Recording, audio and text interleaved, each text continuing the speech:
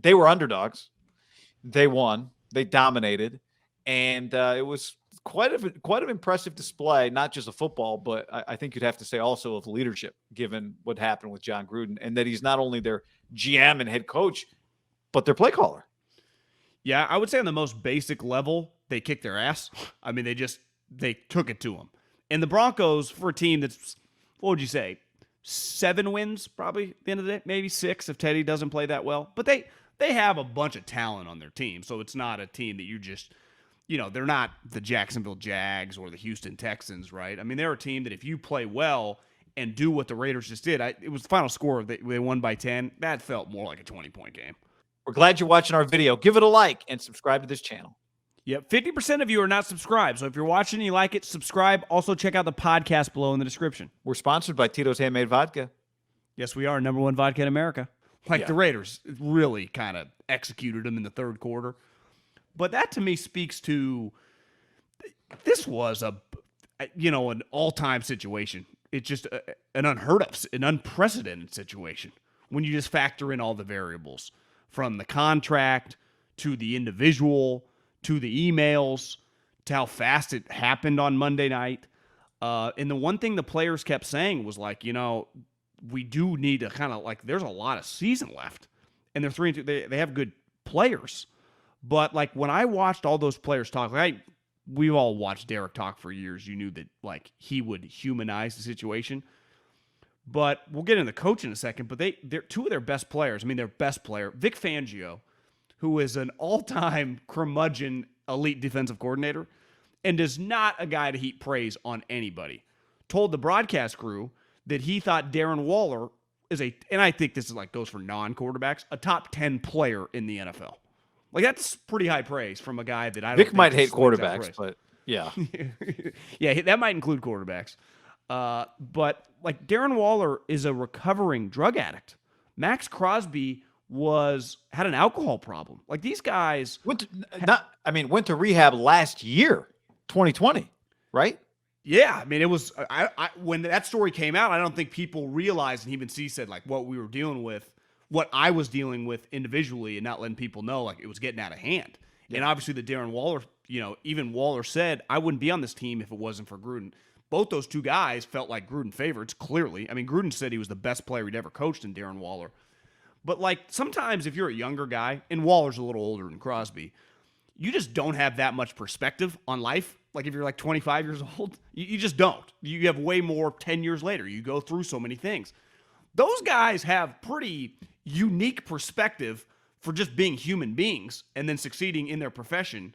But especially Waller, probably more than Crosby. But Crosby too. And just those guys, that's a pretty unique setup for your leadership to have 2 team captains with that background. And when they speak, and they, especially Darren Waller, I don't think he's a loud talker. When I say loud talker, he's a very vocal guy, but clearly, I think they said that he spoke a lot this week. Yeah. I think it's really difficult to keep perspective in sports sometimes for everybody, not just the people involved, but the people, all of us, everything, how much does it mean, right? People are throwing batteries and bottles of mustard at Lane Kiffin. There's a lot of passion. There's a lot of money. There's a lot of people. I think that's the most, but there's 101,000 people at Neyland Stadium where Tennessee plays, right? So 100 people throw something. It's these Tennessee fans are nuts. Most of them were, I'm guessing, didn't bring mustard and weren't throwing golf balls at Lane Kiffin, right? The vast majority of them. Did a golf ball get thrown on the field? A golf ball got thrown. Bottle of mustard got thrown. Several things got thrown.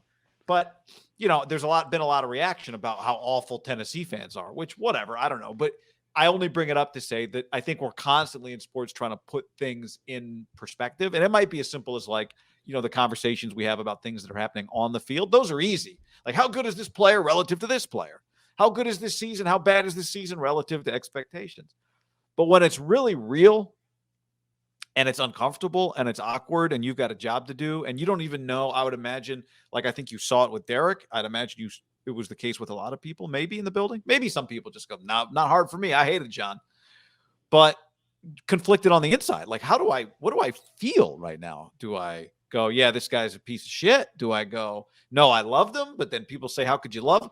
What do I do? What do I say? And how do I feel? Forget about what I say publicly. Just how am I supposed to feel right now? I don't know. And then, the dynamic with Carl Nassib, you heard them on the broadcast say they requested to talk to him, the TV crew, Saturday night. He declined. I don't blame him. Like, how do I feel? What do I want to say? Everyone, the second he says something, is going to look to him for like, here's Carl Nassib's words, lead us. Like, he might not know.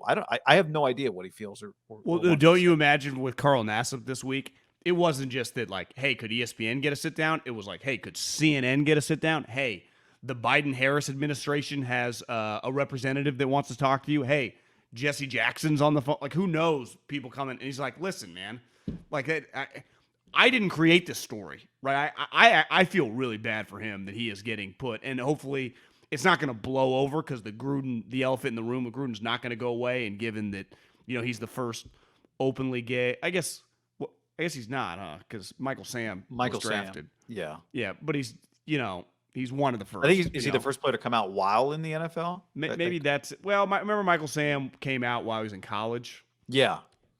So, yeah, I mean, he's clearly one of the first, but it's just a tough spot. And that's where going back to having those two guys with some pretty unique perspective and then getting a head coach. Sometimes the interim head coach, it is a tough spot, right? Like, who do you put up? Do you just elevate one of your OCs or DCs?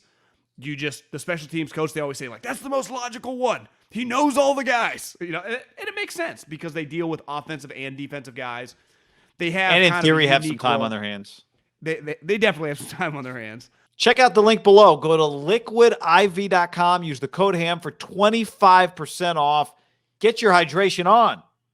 Yes. You want to gamble? MyBookie.ag, promo code HAM, and the number 1 has you covered. MyBookie.ag, promo code HAM1. Go place a bet. And they're usually, I guess not usually, every coach is different. So, this guy seems like a really high-level guy. I saw Portnoy tweeted something out that Booger McFarland told the Pardon My Take guys, he played at Tampa for a long time. And I Googled during the game, I was like, where did Rich coach? And I didn't realize that he worked so long with Jon Gruden, like all those years in Tampa. And then when he got fired, he eventually, and he even stayed in Tampa after Jon left, he ended up with Jason Garrett. And then he left Jason Garrett to come with Jon. Like, I think him and Jon are very, very close, like really, really tight. Obviously, they have a very, very good working relationship. I mean, this guy was the assistant head coach, but he's an older guy. And I do think sometimes in this situation, like, back to Waller and like having perspective, having age on your side, been through a lot, puts him in a position to, and he's lucky, right? He has a defensive coordinator who is clearly pretty good, like Gus Bradley, right? His offensive coordinator has worked with Gruden for so long, and Derek, like those guys together, that's where Derek's, like the offense between those two guys, like they should be able to throw together game plans, right? Yes, right. Derek, if he had to, Derek could probably call a game, right?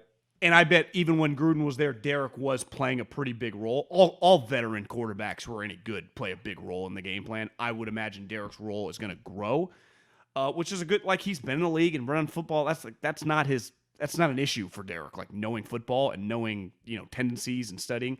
So Rich can kind of just be, I don't know, in this weird way, like a father figure to all these guys in a positive leadership standpoint. And he's equipped. You and I were kind of bullshitting about this during the game. I was like, has an interim coach, because most times an interim coach takes over, it's a disaster, right? And even when it's not a true disaster, the moment you fire the coach, it gets weird. And a lot of times it happens closer to the end of the season.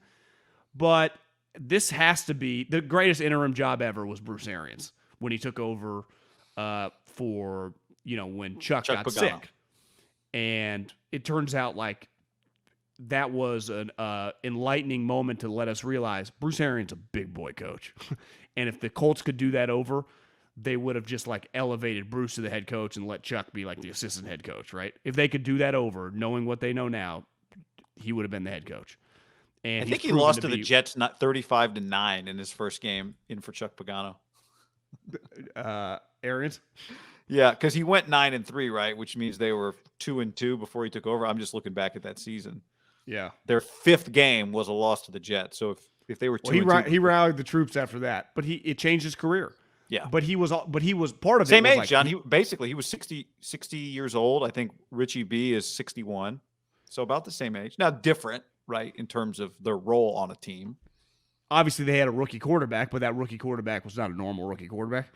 Turns out he's like one of the great prospects in the history of sports, and they made the playoffs. Like this team, for an interim head coach who gets to take over week 6, which is kind of unheard of, for a team with a winning record, like I think he has a good chance to be pretty good. Like I watched them today and go, how are they not going to go 10-7 if Derek can just stay healthy? Like they should win double-digit games. Yeah, I mean, and they should be a playoff team. Now, the new it's hard to say should in the AFC because I think the AFC is pretty good. Like at this moment in time, you've got Cleveland and Kansas City, and now also Cincinnati's the Chiefs too. Raise their hand like we're not quite dead yet. Yeah, well, that's what I mean. Like Cleveland and Kansas City are teams that are not in. Cincinnati is a team that is in at this moment in time. Raiders did beat Cleveland. Denver, remember last year? Kind of punked them in Cleveland. Remember that? I know they missed the playoffs, but like I'm just saying, I think if you look at the AFC standings right now, there are teams that are in that won't be and teams that aren't that should be. But yeah, like they have a game lead on Kansas City, but they haven't played them yet. But there's just a lot. Denver, offensively is like they're just not a playoff team. But that's okay. You took care of business today. You kicked their ass. Like they didn't squeak by. Right? On the road after your coach got fired. Yes. Like in a really dramatic, messy way. So yeah, they do have a unique set of leadership people, right? I like Bisaccia try to tell his wife not to come. He's like, no, don't come. She's like, I would just imagine when they showed her thinking, like, the hell I'm not coming. I come to the games when you're the special teams coach. You think I'm not coming when you're the head coach? Yeah. Like I love punters, but I'm coming to this game. Yeah. So but guy, if they go 10-7, let's say they make the 7 seed, that would be the second time they made the playoffs in 20 years. You get an extension. But don't both guys stay? Mayock and Richie B, yes. I would think they would have to. If I was a betting man right now, because I do think the Raiders wants the job. Yeah, he doesn't. So Romo out of the booth, 10 years, $100 million. Aikman. If I could recommend one thing to Mark, I'd be like, let's just stay away from the $100 million contract. Just give out a 3-year, $12 million deal. Mark goes like 6 weeks at a time. For example, though, like they have 2 weeks coming up now. Contract.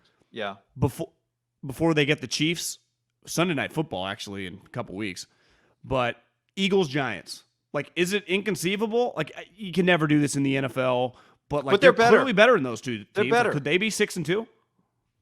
Yeah, they're better than those two teams. How big would that Chiefs game be if they're 6-2? Hopefully the Chiefs keep winning in that NBC Sunday night game. Al Chris in Vegas. Remember, that's last year, one of Derek's greatest. I know there were no fans, but it had to be one of his best games of his career. Remember that game against? Yep. And Abram blew the coverage, and Travis Kelce walked him off on a touchdown. Yep. That is the one thing they have going for them. Is clearly the Chiefs aren't as good as they've been the last couple of years, though. Like as long as Mahomes is healthy and those Hill and Kelce are there, the Raiders, the toughest opponent they have in their division. Now you could say the Chargers also, but who knows? I mean, they still got a ways to go. The Raiders do have confidence playing them because their quarterback and a lot of their players have beat them. I mean, they kicked their ass last year in Kansas City.